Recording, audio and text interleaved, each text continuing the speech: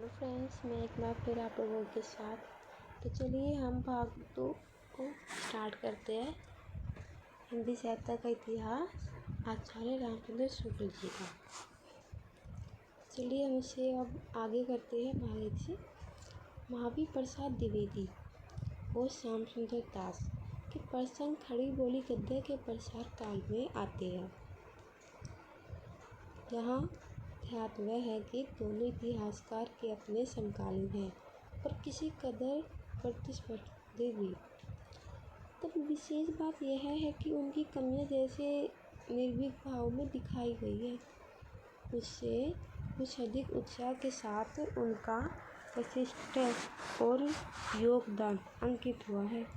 गद्य साहित्य का प्रसार प्रकरण के आरंभिक अंश में गद्य व्यवस्था के लिए महावीर प्रसाद द्विवेदी के समग्र योगदान पर टिप्पणी देखते हैं। क्या है? पर जो कुछ हुआ वही बहुत हुआ और उसके लिए हमारा हिंदी साहित्य का पंडित महावीर प्रसाद द्विवेदी का सदा ऋणी होगा। पर स्वयं उनके अपने लेखन का मूल्यांकन कुछ दूसरे ढंग का। तो उनका मूल्यांकन क्या था? कवि और कविता कैसा गंभीर विषय है, कहने की आवश्यकता नहीं, पर इस विषय की बहुत मोटी बातें बहुत मोटे तौर पर कही गई है। द्विवेदी जी के लेखों को पढ़ने से ऐसा ज्ञान पड़ता है कि लेखक बहुत मोटी अकल के पाठकों के लिए लिख रहा है। अब यह आचार्य शुक्ल के अपने पाठकों पर है कि वे देखें कि यह व्यंग्य द्विवेदी जी के पाठकों पर है कि स्वयं लेखक पर। श्याम सुंदर दास का विवेचन इस प्रकार है। इनका विवेचन देखते हैं। आधुनिक सभ्यता के विद्वानों के बीच की लिखा पढ़ी के ढंग पर हिंदी को ले चलने में आपकी लेखनी ने बहुत कुछ योग दिया है। बाबू साहब ने बड़ा भारी काम लेखकों के लिए सामग्री प्रस्तुत करने का किया है। शिक्षापयोगी 3 पुस्तकें भाषा विज्ञान, हिंदी भाषा साहित्य तथा साहित्यालोचन भी आपने लिखी या संकलित की है। आलोचना के काव्यों का ऐसा सदा प्रयोग अन्यत्र कठिनाई से देखने सुनने को मिलेगा। मूल भाव यह है कि इन दोनों लेखकों का योगदान व्यवस्था के क्षेत्र में जैसा है वैसा विवेचन के क्षेत्र में नहीं। इतिहास के संदर्भ में आलोचना विवेक का एक परिकलन और लेकर हम इस प्रसंग को पूरा करेंगे। यह प्रकरण हिंदी साहित्य का इतिहास से नहीं, उनके प्रसिद्ध इंदौर अभिभाषण से है। हिंदी साहित्य सम्मेलन के इंदौर अधिवेशन की साहित्य परिषद के अध्यक्ष पद से दिया हुआ यह ऐतिहासिक अभिभाषण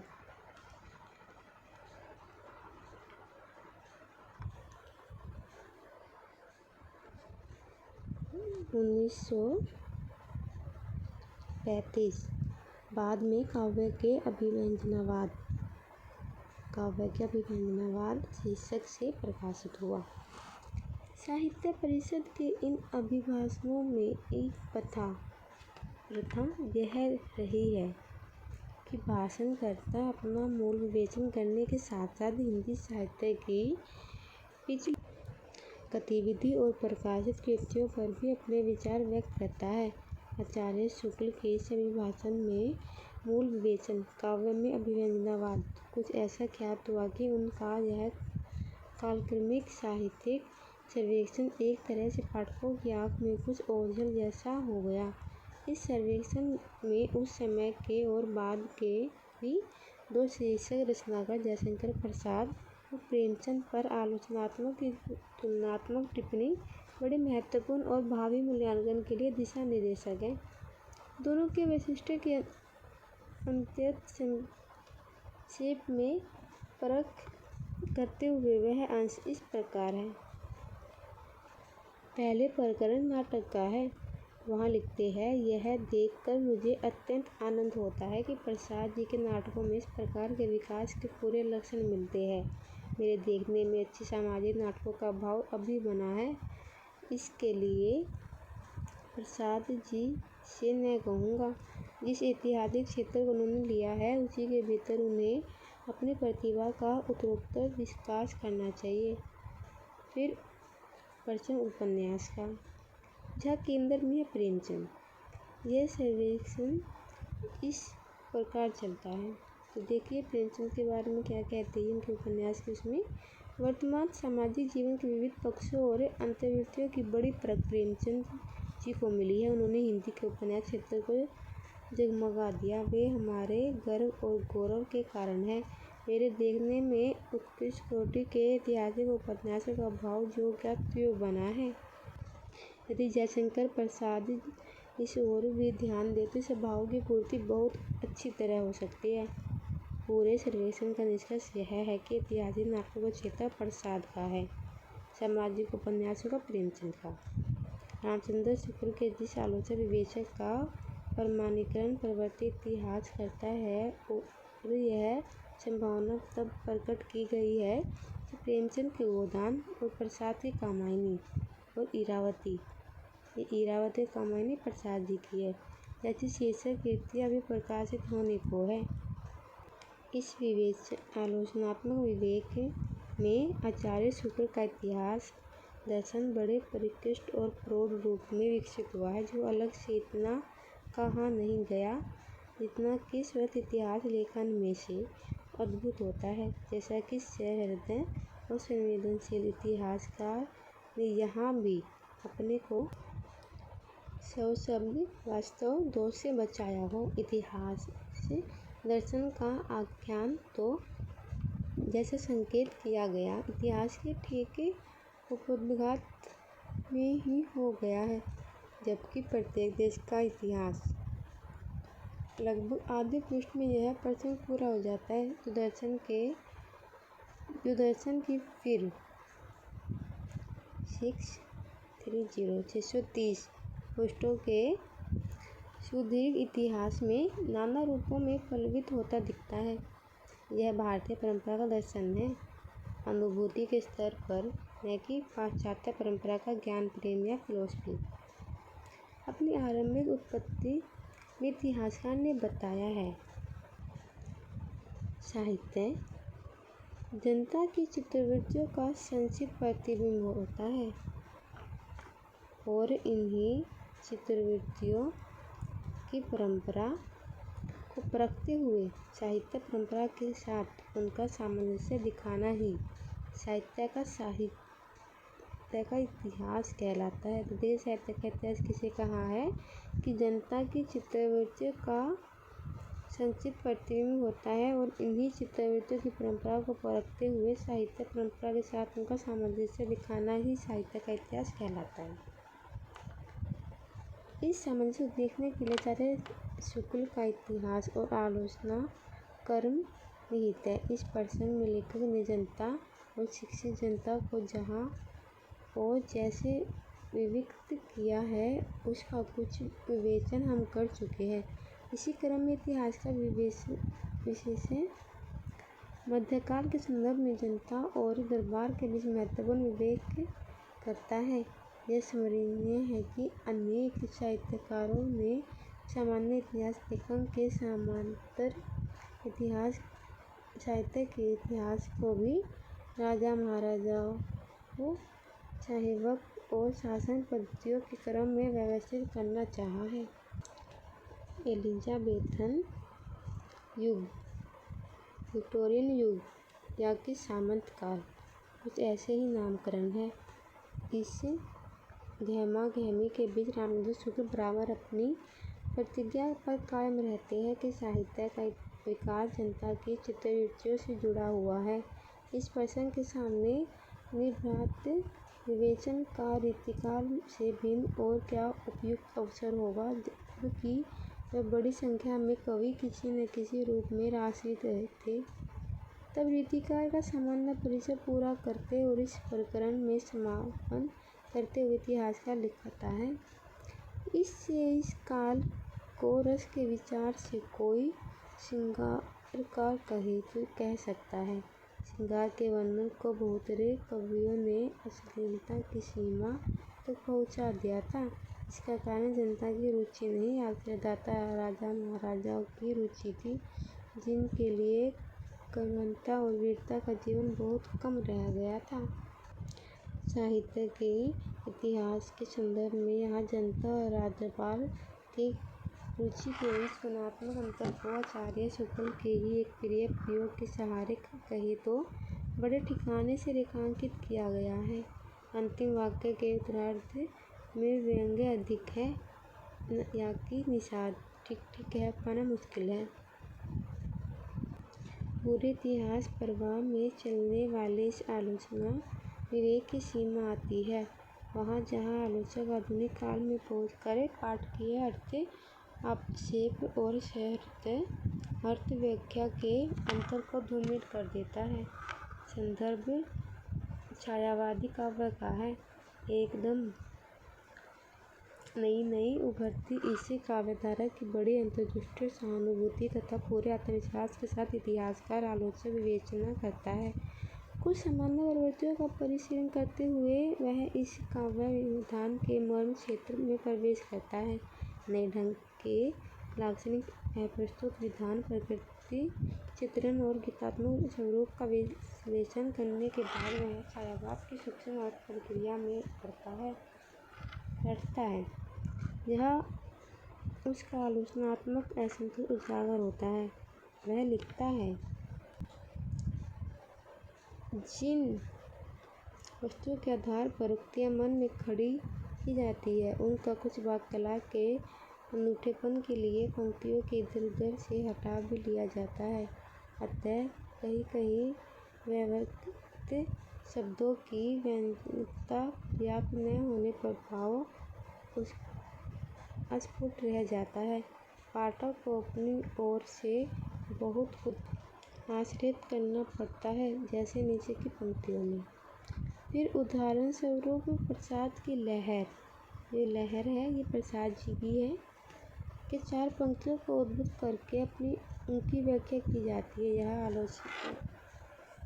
आलोचकीय असंतोष विवेच्य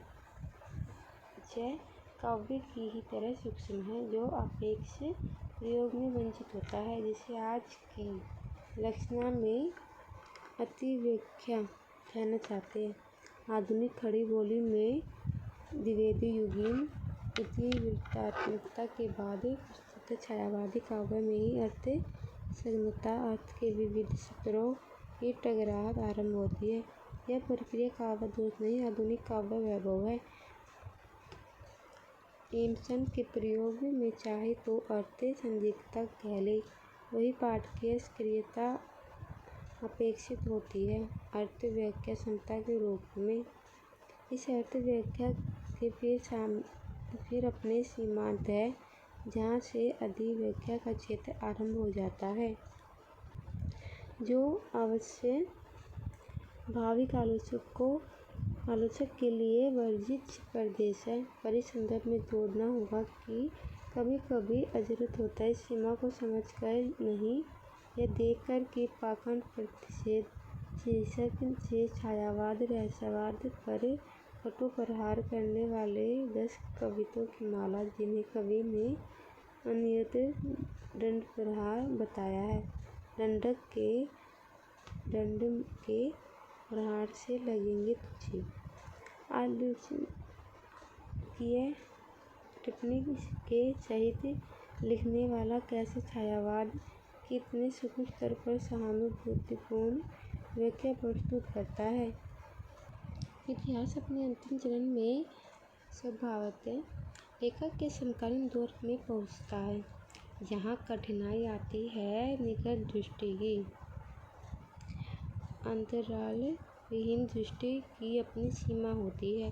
फिर एक दूसरी व्यवहारिक कठिनाई आती है व्यक्तिगत निकटता की। पहली कठिनाई आती है निकट दृष्टि की, दूसरी आती है व्यक्तिगत निकटता की। आचार्य शुक्ल इतिहास और समकालीन के इस हल्के द्वंद्व के प्रति स्वयं सजग थी। प्रथम संस्करण के वास्तव में वे लिखते हैं। ये क्या लिखते हैं देखते हैं। वर्तमान लेखकों और कवियों के संबंध में कुछ लिखना अपने सिर पर भला मोल लेना ही समझ पड़ता था, पर जी न माना। वर्तमान सहयोगियों तथा उनके अमूल्य कृतियों का उल्लेख भी थोड़े बहुत विवेचन के साथ रहते किया गया। यह जी ने माना कि युक्ति में इतिहासकार के अंतर्गत का बड़ा मार्मिक और सात्विक रूप झलक रहा है। समकालीन साहित्य के प्रति दायित्व भाव एक और सहयोगी लेखकों की अनिश्चित प्रतिक्रियाओं का डर दूसरी ओर। इनके बीच इतिहासकार का अपना दायित्व बोध ही विजयी होता है। फिर अगले संशोधित और प्रवर्धित संस्करण तक उसका मनोबल इस प्रसंग में और बढ़ता है। अब मुख्य संदर्भ है नवविकसित छायावाद का, जिसके स्वरूप को लेकर तब तक बहुत कुछ अनिश्चित बना हुआ था। यहाँ इतिहासकार का विवेचन वैसा ही अंतर्दृष्टिपूर्ण है जैसा कि भक्तिकाल का वह पहले कर आया है। यो मध्ययुगीन और आधुनिक काव्य के बीच संतुलन बनता है, जो आचार्य शुक्ल के इतिहास की बनावट को पूर्ण करता है। इस संस्करण की भूमिका में अब पिछला डर समाप्त होकर एक नए आत्मविश्वास का स्वर उदित होता है। यह इतिहास और आलोचना एक दूसरे की सहयोगी भूमिका में आ गए हैं।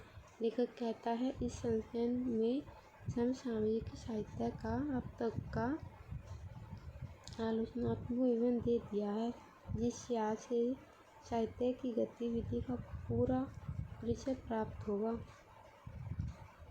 यह आलोचनात्मक विवरण कहकर उसने स्पष्ट कर दिया है कि इतिहास में आलोचना की सीमित संभावना ही है। मूल वक्तव्य में वह पहले कह चुका है, इतिहास की पुस्तक में किसी कवि की पूरी क्या अधूरी आलोचना भी नहीं आ सकती। किसी कवि की आलोचना लिखनी होगी तो स्वतंत्र प्रबंध या पुस्तक के रूप में लिखूंगा। वे इतिहास की व्याख्या में समकालीन साहित्य का योग और इसके पीछे आलोचना की भूमिका को भले संकेत में स्पष्ट कर दिया गया है। इससे आचार्य शुक्ल की इतिहास परिकल्पना का प्रकाश पड़ता है, जहाँ व्यापक शोध और सूक्ष्म आलोचक विवेचन का समन्वय हुआ है। जहाँ तक समसामयिक साहित्य का संबंध है, रामचंद्र शुक्ल का इतिहास उसके साथ साथ आगे बढ़ा है। इस विकास क्रम की रोचक और गहन समीक्षा बच्चन सिंह तथा समीक्षा ठाकुर ने अपने अध्ययन में प्रस्तुत की है। आचार्य शुक्ल का इतिहास पढ़ते हुए बच्चन सिंह 1989 आचार्य रामचंद्र शुक्ल के इतिहास की रचना प्रक्रिया समीक्षा ठाकुर 1996 इतिहास के आधुनिक काल के विविध प्रकरणों को देखते हुए स्पष्ट हो जाता है कि इतिहासकार ने 30 के दशक को लगभग पूरा समेटा है। गद्य के प्रसंग में वह आज समाचार पत्र की अक्टूबर 1939 में प्रकाशित एक टिप्पणी की भाषा व्यवस्था की दृष्टि से समीक्षा करता है, जो लेखक का इतिहास उसकी जीवनावधि के साथ लग चलता है, जबकि 1940 में उसका संशोधित और प्रवर्धित संस्करण प्रकाशित हुआ। कहना न हुआ, इस अवधि में वह छायावाद युग की श्रेष्ठ रचनाओं का आकलन करता है, जिनमें पल्लवन शंतनाथ पंत जी की है ये झरना और आंसू कामायनी, ये तीनों जयशंकर प्रसाद जी की, तुलसीदास जी निराला जी की है, निहार रसीन ये दोनों महादेव वर्मा जी की, गोदान प्रेमचंद की, चित्रलेखा भगवती चंद वर्मा, चंद्रगुप्त और दुर्गामणि प्रसाद जी सम्मिलित हैं। मुख्य संदर्भ यदि छायावादी काव्य है तो यह हर दृष्टि से उचित है, जिसका नई काव्य प्रवृत्तियों के अनुरूप सूक्ष्म अर्थ प्रक्रिया पर केंद्रित पहला व्यवस्थित और सहानुभूतिपूर्ण अध्ययन उसमें ने प्रस्तुत किया है। यहाँ भी अपनी मान्यता के अनुरूप कामायनी और तुलसीदास के नए प्रबंध विधान में उसका ध्यान अधिक गया है। सबसे बड़ी बात यह है कि पंत प्रसाद निराला महादेवी की आलोचनात्मक चर्चा भर नहीं है। उनकी अनेक काव्य पंक्तियों में भावात्मक टकराहट और व्याख्या का सीधा प्रयत्न आलोचक इतिहासकार ने किया है, जो इन नई अपेक्षा सूक्ष्म प्रक्रिया को प्रस्तुत करने का साहित्यिक रचनात्मक उपकरण हर दृष्टि से सराहनीय है और इतिहास की विशिष्ट आलोचनात्मक प्रक्रिया है।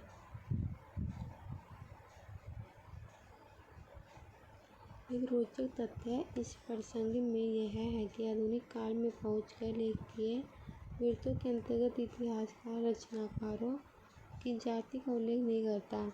वो व्यक्तिगत प्रसंग ही वहाँ बहुत कम है, जबकि प्राचीन और मध्यकालीन में कवि लेखकों की समुचित जानकारी के लिए बुरे उपयोगी हो सकते हैं। तो चलिए इस वीडियो में इतना ही। अगली वीडियो में मैं इससे आगे लेके आऊँगी, तो बने रहिए मेरे साथ। वीडियो अच्छी लगी तो वीडियो को लाइक कीजिएगा, शेयर कीजिएगा और चैनल को सब्सक्राइब भी कीजिएगा। तो चलिए बने रहिए मेरे साथ भाग 3 में